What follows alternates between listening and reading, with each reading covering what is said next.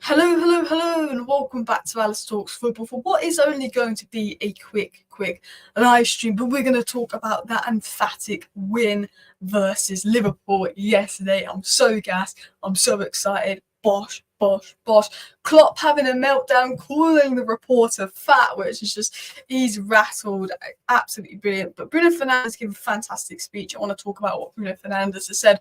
Proper captain speech, playing centre back with one leg. We'll talk about Ahmad. Ten Hag's admitted he got some stuff wrong with Ahmad. We'll talk about Garnacho. Real Madrid going all in for Garnacho. And while Chronic has said he doubts the Madrid story is true, I do generally believe that Madrid have a lot of interest in Garnacho, and I'm going to get into that as well as lots of other things.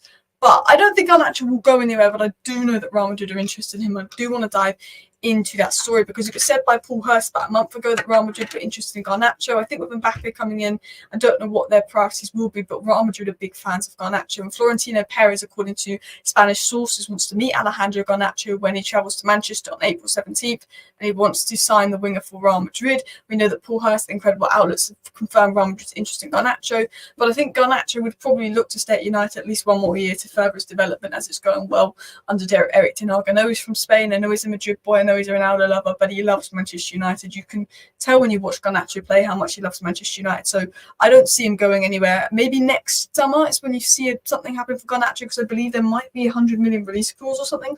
I'm not 100% sure if those stories are true. But yeah, I think it's something to worry about with Garnacho, but not quite now, because of potentially the release clause as well. But it could be a problem for us in the long run. But I don't think Garnacho is going anywhere soon, but I do want to talk about Amad Diallo. I do want to talk about Eric Ten Hag. I do want to talk about the match, guys. Please do let me know your thoughts on the match down below. Do get involved in the live chat as well. We'll appreciate it. But I wanted to just quickly show you some things that I tweeted, and then I want to get into the news. So obviously, we don't normally go live at this time, but you know what? We've beat Liverpool, and I've got to be gone by 5:30, so I thought I'd do a live stream today because I thought we've beat Liverpool. But just to make you realise how big this win is, Man United were the better team in the first half versus Liverpool, and we were unlucky to be 2-1 down. Liverpool were the better team in the second half, but from about minute 80 to minute 95, because of the 5 minutes of stoppages, we just came at Liverpool in the second half and we made it 2-2. In extra time, Man United were the better team. And the mad thing is, I think Man United were the better team because they wanted it more. We went into extra time with one centre-back, one right-back, 4 wingers, 4 attacking midfielders and a goalkeeper. And we deserved to win the game in the end. Bruno was playing centre-back with one leg for 40 minutes. McTominay got this limping assist. Maguire basically was the only centre-back on the pitch, and he kept Darwin Núñez quiet for 50 minutes. I can't remember a thing that Darwin Núñez did. Anthony was playing left-back. Did you see a video actually online of Anthony complaining that he was playing left-back? He was like, Anthony's face when Ten Hag told him to play left-back, and the way he was going to the person, like, why am I playing left-back? Why am I playing left-back? Why am I playing left-back? Oh, too funny. Garnacho was defending these 5v2s like he was 3 players. Dalot, was defending these 5v2s like he was 3 players. Dalot was phenomenal across the whole 120 minutes. Garnacho literally hamstring issue and was sprinting for about 120 minutes straight and created 5 chances. He was incredible. Rashford made some good runs behind. Maynard was incredible. Varane's box defending was incredible. There's a lot of positives as well. Cass says Klopp's tosser. But I think the main positive was Amad Diallo for me. And I want to talk about Amad Diallo and Ten Hag's comments on Amad Diallo here. So Amad Diallo was brilliant yesterday, winning man of the match despite coming on in the 85th minute. He played a mixture of attacking midfield and right wing, often coming inside from out wide. His ability to carry the ball, glide past defenders and keep possession held United's game much needed control in the final third. But what really made a difference was his work rate and movement out of possession in extra time. Ahmad and Garnacho did not stop running, tiring out Liverpool. Ahmad always trying to win those second balls. And that was why I think Man United won, was Ahmad won the ball back for the 3rd and 4th goal that we scored. Ahmad and Garnacho just running around, tiring around Liverpool, made us, not only was the formation unpredictable and Klopp didn't have a clue what we were trying to do, I don't think Ten Hag had a clue what he was doing, to be honest, but the players tired out Liverpool. Ahmad intercepted the ball on multiple occasions. The 2 goals scored in extra time came from Ahmad's interception. Rashford 3-3, then Ahmad chasing down Harvey Elliott from the corner, which started the counter-attack, which he scored. I have to say, what a quality finish from Ahmad. He took that so well. He feinted his body, tricked Bradley and slotted it in. I mean, the finish from Ahmad, to run at 100 miles an hour across the pitch and then have a composed finish like that, wow. Ahmad is a player similar profile to Bernardo Silva, and Ten Hag was full of praise for him. But look at this here. You can see Ahmad won the ball back for the 3rd goal, which was the Rashford goal, and then Ahmad won the ball back off Harvey Elliott here, which started the 4th goal, which he scored. And this is what Ten Hag had to say on Amad Diallo. And I think this was very honest and fair comments from Ten Hag. Ten Hag said this on Amad Diallo: "I'm so happy for him. That is one of the players who's had huge setbacks this season, you know, a horrid 5-month injury. He doesn't always get the time he deserves from his training performances, but then he is coming on and showing his contribution scoring goal. We know he can do it. Obviously, Amad will miss our next game due to suspension, but from this, I really want to see Eric Ten Hag give Amad Diallo a chance over Forson. Amad Diallo, Forson couldn't do that. I like Forson. I think he's got potential to be a good player, but he might be a slow burner. But I want to see Amad Diallo coming on, not Forson. Do you know what I mean? Like, Amad's proven himself now. Amad's got a chance and he took it. I want to see a bit more of him. And Ten Hag said that, you know, Amad's training performances have been brilliant. Ten Hag has literally came out and said that Amad was brilliant in training, has deserved more minutes. And I admire that honesty from Ten Hag. I think Ten Hag knows he's given Amad barely any minutes. I think he knows Amad's got every right to be frustrated because of how good he was on Sunderland, alone in the limited minutes, and Anthony and Forson playing over him. And Ten Hag said, you know what, like with how good he's been in training, he deserved the goals. He deserves more goal contributions. I think the way Ten Hag sees it is he hasn't given Amad enough minutes, but I don't think he thinks Amad is a player that can play transition football, which I don't think Amad is. Ten Hag wants to play, but I think you can fit Amad in because he's got good technical abilities. I think he can play more centrally as well if Ten Hag wants to change things up. But Ten Hag even admitted, like, you know what, I was wrong. I'm sorry, Amad, I was wrong, and was full of praise for Amad as well. So I appreciate that from Ten Hag as well. Big up everybody in the chat as well. Amad was immense on loan as well, should be ahead of Forson. I completely agree. Look, I like Forson, but one guy's gone to the Championship and arguably been one of the best players in the Championship and is 2 years older and more developed than Forson and better technically, he should be playing. I understood Forson playing over Amad if Ten Hag was going to play Forson centrally because he's a bit more physical in terms of centre forward. But I think Forson's more suited to centre forward than Amad. But he played Forson right wing, so I was like, you might as well just play Amad right wing if you're going to play Forson right wing, which I never got my head around Ten Hag doing that as well, to be honest as well. Big up everybody. Alice, you good? Yeah, I'm good. You guys good? How are you feeling as well? Are you good? Amad showed everything you would expect from a youth player: passion, determination, playing for the badge, and played every second with his heart. Do you know there was about 5 times that game where Amad just chased down a Liverpool player and intercepted the ball? He chased down Darwin Núñez when Darwin Núñez was like 5 meters ahead of him, caught up with Darwin Núñez, chased him down, won back the ball, played it on for Manchester United. He did loads of good stuff like chasing down Núñez, playing on the ball, all of that. He obviously won the ball back for our last 2 goals. If the third and fourth goal don't happen without Amad winning the ball back there, Liverpool could have made it 3-1 if Amad didn't chase back Darwin Núñez as well. So Amad's just running and work rate and everything was absolutely phenomenal. Actually, they would have made it 4-2 because it was extra time. But there was like 4 or 5 occasions where, yeah, Amad just completely won the ball back and put in an absolute shift. So I was super, super happy with the performance from Amad Diallo, and I think most people would be as well. Sugar says, to be honest, Amad would have been in the squad if he's no injuries. The reason why Mayno slot back in was midfield or having injuries. Yeah, I think Forson being injured is the reason Amad came on. I think if Forson was on the bench, Ten Hag probably would have brought Forson on over Amad, which is a little bit worrying. But I mean, surely Amad is rated by Ten Hag now. Surely he is. Maybe if Eric Ten Hag plays more technical, patient players like Amad, it wouldn't be so much kick and run. Exactly. And what I liked about this is I think Ten Hag's had quite a negative approach to football this season. I think Ten Hag's had quite a boring, quite a negative approach to football this season. But what I liked from Ten Hag is that Ten Hag risked it all. Ten Hag could have done what Chelsea did. Chelsea were a much better team over the 90 versus Liverpool in the Carabao Cup final. And Liverpool put all their kids on, and Chelsea saw that, and then they parked the bus in extra time despite being the better team the last 20 minutes of the 90.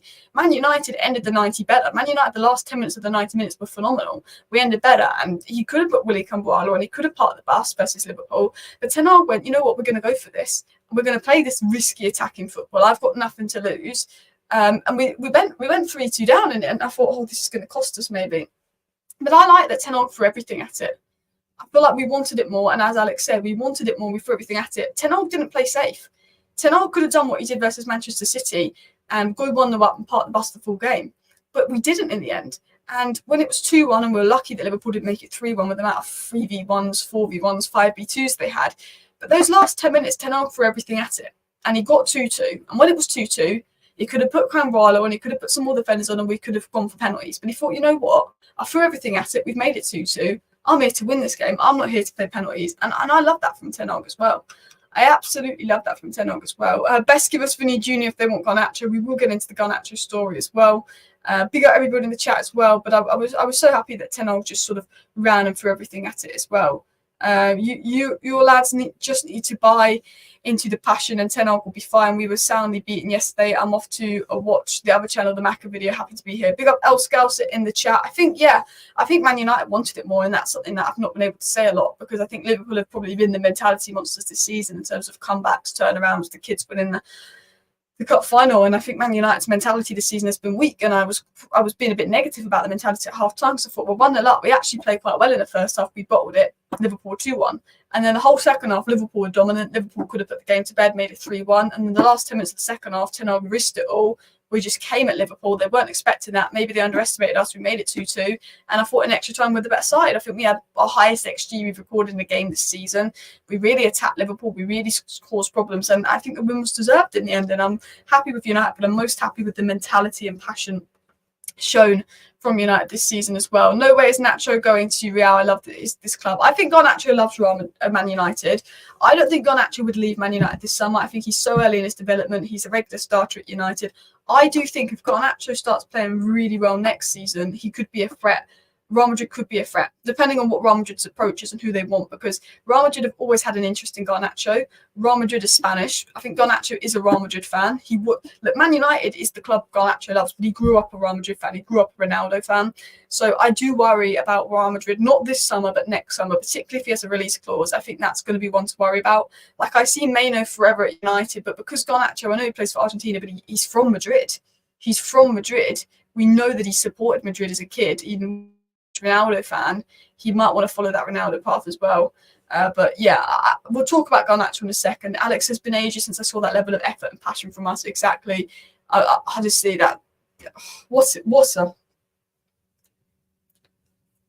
Oh, do you know what? I'm so happy. What performance from Manchester United. The level, the energy, the passion is exactly what you love to see. I'm just happy. I'm just happy. Still have to play Liverpool in the league, but it is at home. And Ten Hag this season has got 1 draw and 1 win versus Liverpool. Ten Hag's played 4 games versus Liverpool. He's won 2, drawn 1, and then he lost 7-0.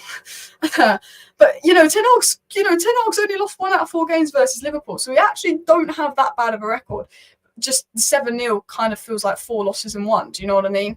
If they want Nacho, we want Jude. Yeah, that would be insane. Jude Bellingham. You know what? If I had to swap Garnacho for one Real Madrid player, though, I'd go for Tchouaméni. I'd say, you know what? I wouldn't sell Garnacho, but if they offered us Tchouaméni in a Garnacho deal, I'd be sitting there like, I don't want to get rid of Garnacho, but I do like Tchouaméni. That's how I'd be feeling.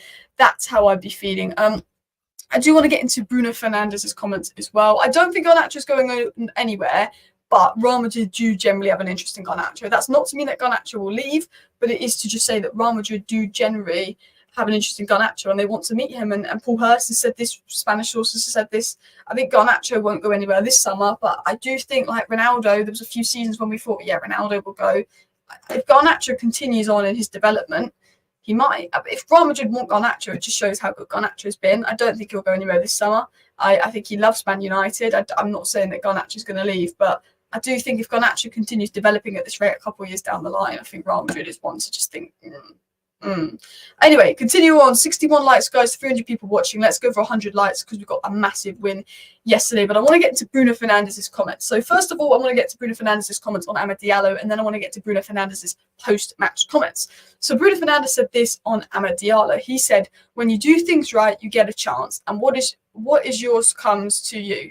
He deserves it. Unfortunately, he got sent off, but it's part of the moment, part of being young. The moment that has to be enjoyed, and I think it's one of the rules that football has to change, because you should be able to celebrate the goal, obviously with respect to other clubs, to enjoy the moment." I know it's a yellow card in a rule book, sending Amad Diallo off, but when a kid who's barely played any football for months because he's injured takes off his shirt in the final minutes of the game when he's got a skin underneath, I don't think it's that deep. Because if it was at Anfield and he took off his shirt and he was winding up Liverpool fans, I get it. But when you're at the home team, you take off your shirt in the last minute of the game because you score the winner and you're a kid. Well, I thought the second yellow. I know it's in the rules. I just thought the second yellow was the ref being a prat. And maybe I'm just saying the ref being a prat because the ref has been a prat all game. The amount of times Garnacho was fouled, nothing. The amount of times where we didn't foul Liverpool and Liverpool got a free kick. We got about 2 blatant throw-ins not given. Liverpool got free kicks for such silly things. The referee was absolutely... Can we just talk about it? Liverpool had 12 men yesterday. The referee was absolutely dreadful. I can't get my eyes around how bad the referee was yesterday. He got so much wrong. I mean, McAllister could have been sent off as well. It's ridiculous as well. I watched 120 minutes and I don't remember the first yellow either. I was so confused when Ahmad got sent off. What did Ahmad get the first yellow for? Does anyone actually know? Like, did Ahmad get a yellow? What did he get it for? Yeah, honestly, can't get my head around it as well. Let's continue on as well. So let's get into Bruno Fernandes' speech. So Bruno Fernandes says this: I think everyone who came on made a huge impact. I think the ones who started the first 30 minutes were probably, as we spoke in the dressing room about this one, the best 30 minutes of this season. I think the first 30 minutes we played versus Liverpool was some of the best football we played. And then our heads dropped and we conceded 2 goals like idiots. But Bruno then said this: we know it's difficult to do it for 90 minutes against a team like Liverpool, but we could have done it better for a longer spell. I love Bruno's honesty. He said we were brilliant for 30 minutes and then we dropped off and we found ourselves again in the final 10 minutes. But that's 50 minutes of the game where we dropped off. And he said, obviously Liverpool's a great team, but we need to be good for longer than 30 minutes at the beginning and 10 minutes at the end. We need to be more consistent. I think Bruno's right. But he said we're still a team with belief. And coming back from bad moments has always been there, even more this season, because we've had a lot of up and downs. This is a game you win or lose. You're in or out. It's a different competition, and we won.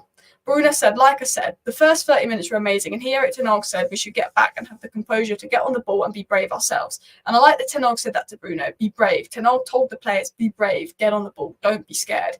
And he said not to fear the result was going against us, but to show ourselves, to give options that we have belief. I've done it many times this season from a bad result. And that's what we saw today. The players played with confidence and belief. And that's what I wanted to see from United all season. And that's what stunned me, because we've not seen them, unfortunately, play with that confidence and belief all season. Bruno Fernandes says, I think the last year against Liverpool, it was a turnaround of last season and kind of the same. But today the game got a bit spicy, a little more special, because as I've said, it's an FA Cup game, and if you lose, you're out. We know the rivalry between fans. We know how Man United fans wanted us to win the game, to give us something to celebrate, because it's not been great for us. And I think Bruno's right. He said this is important that we've won today, and they gave everything. Bruno Fernandes says we talked about turnarounds but never done the next step. But I think we have to understand the FA Cup is a thing and the Premier League is another thing. In the league now, we have 10 matches to go and we don't depend on ourselves. But we saw yesterday Tottenham lost to Fulham and Aston Villa dropped points. Potentially we can get in the Champions League. Bruno said our main goal was not to lose points to Brentford away. So we're going to focus on that and focus on putting effort into winning against Brentford away. But we need to do everything we can and have every bit of belief we can to hope we can get the Champions League spots. Bruno was then asked about playing centre-back and he said, well, Cody Gakpo came on. He was fresh. He hasn't played for a long time. So I was there to help him and the defenders get a result. I don't mind, but when I'm far away from the goal, I can't get my goals and assists, Bruno jokes. But then Bruno says, look, I played as a centre-half early in my career, so I knew what to do. And he was defending. Gakpo was poor. Gakpo didn't have sniff. Gakpo was poor. And Gakpo didn't have sniff because one-legged Bruno was defending well for a while. Maguire was dealing with Nunez, and Bruno dealt with Gakpo really well. Bruno then mentioned, I've never missed a game for my club through injury. I have to be thankful for my father and mother who made me. I'm very lucky for that. He said, I do what's needed to win games and I don't mind playing centre-back. Me playing centre-back obviously wasn't in the plan, but at the end of the day, I had to try and do some man marking on the pitch. And at times I could jump into midfield and Harry would drop a little bit deeper. Luckily, we have lots of pace up front. And Bruno is happy with the win. But you know what? Say what you want about Bruno Fernandes. You can say he's not captain material if you want. But what kind of player will play any position Ten Hag wants him to play with one leg whenever? Like, that is Bruno Fernandes. Any position Ten Hag wants him, he'll play centre-back with basically one leg. And I love that from Bruno Fernandes. I absolutely love that. Guys, please do hit that like button and, of course, subscribe down below if you're new. If you do want to stay up to date with all the latest Manchester United news, transfer news, takeover news and more, do subscribe. We're talking all things about the match. But I like Bruno Fernandes, and there's a lot of question marks over is Bruno a captain or not, this or that. But to be honest, I think he's got leadership in him. I think at times he's frustrating and he moans and he does this and he does that. But I just think, you know what? I think he's done a lot more than he gets credit for, Bruno Fernandes. I really think he's done a lot more than he gets credit for. He gives everything. He gives 100%. He never stops running. He's an absolute machine. Bruno was a warrior in that match, dead on his feet in serious pain. Yeah, you could tell Bruno was struggling. Like, you could tell Bruno Fernandes was super struggling, but he did not give up. He gave it his absolute everything. And that's why I love Bruno Fernandes, because he fights for this club. I think he's a lot more of a leader than he gets credit for. I really do as well. Rasmus Højlund, obviously, I thought was a little bit quieter, but he's just come back from injury. I do think that Harry Maguire had a really good game and dealt with Darwin Núñez very, very well.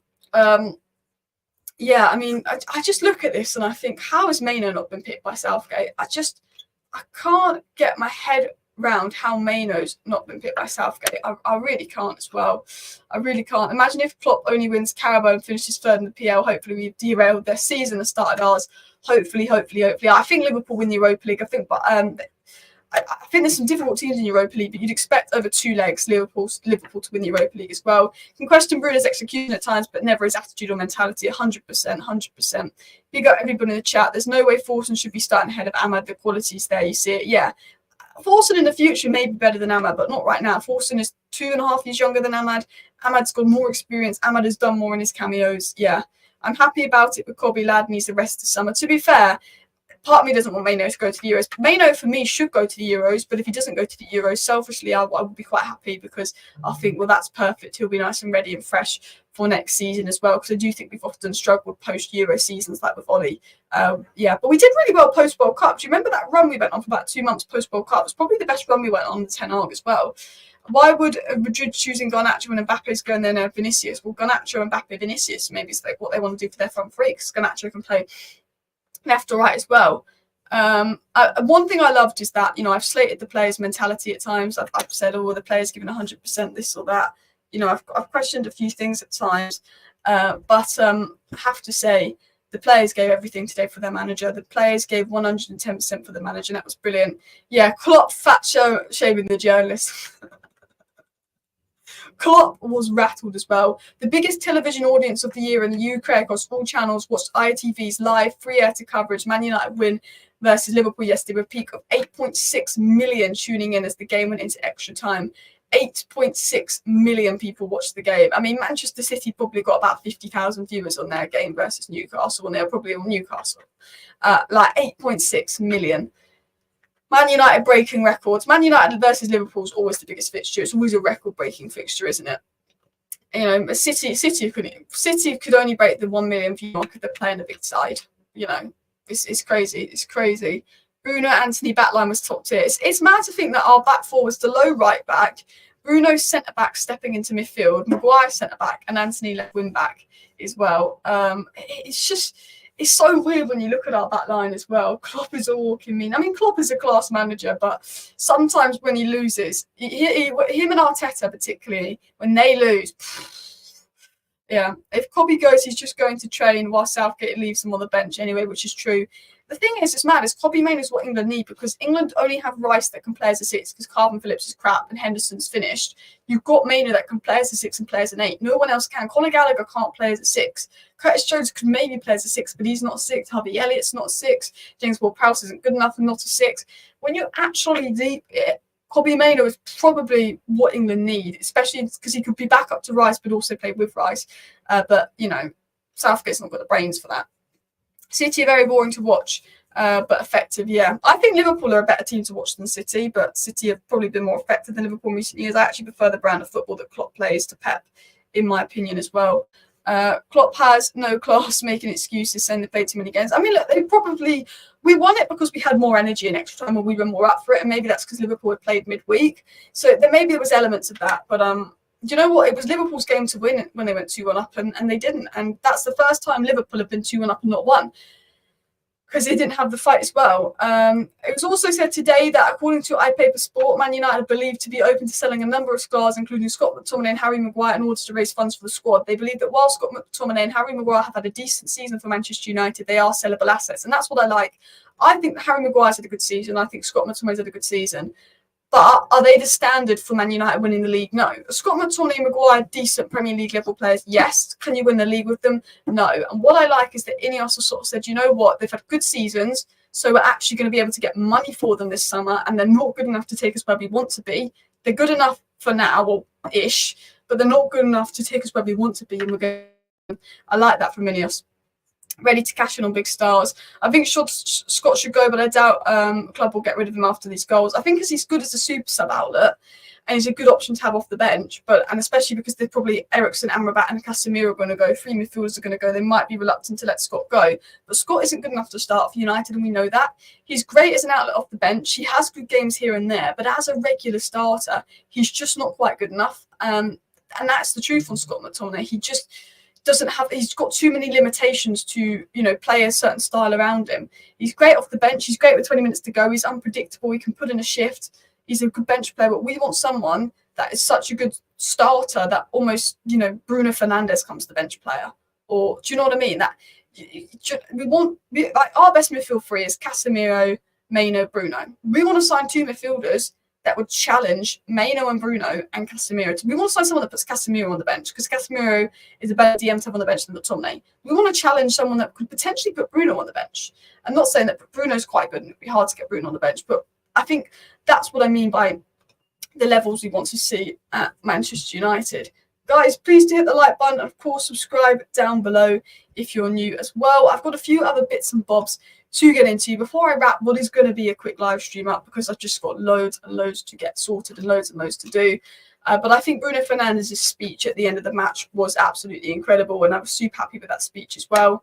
Anthony, I have to say I am happy that Anthony had a good game. I've been critical of Anthony. I don't think he's good enough. I think we should sell him. But I will say this with Anthony. I think he gives 100%. He didn't choose his price tag, and I think you could see him giving everything today. And I think he needed that goal. I think his confidence is low. And I think mentally, Anthony isn't as bad as he's been playing. I think he is low on confidence. I don't think you're ultimately good enough for United, but I think there's a lot more to see from Anthony than what he showed. I think he's low on confidence. I think multiple things. I think the goal for Anthony could be quite big and quite important as well, actually, 115 likes, not charges. Big up Stephanie in the chat as well. Dan Gore hopefully comes and scored next season. What's happened on loan? Is he injured? Because he's only played about 10 minutes for Port Vale as well. So I think Dan Gore got injured, which is a shame, because I do like Dan Gore. Do think he's a good player as well. But listen, people, I'm going to wrap up today's live stream. So please do hit that like button if you haven't already. And, of course, subscribe down below if you're new. It was only a quick sort of 26-minute, 30-minute live stream, just because I've got to pop off, and I wanted to just do a live so I could just get your thoughts and feelings in the chat ahead of the Liverpool game, because it was such a big win. I'll try and do a video later tonight if any news comes out, but if not, thank you for watching. See you next time. Bye.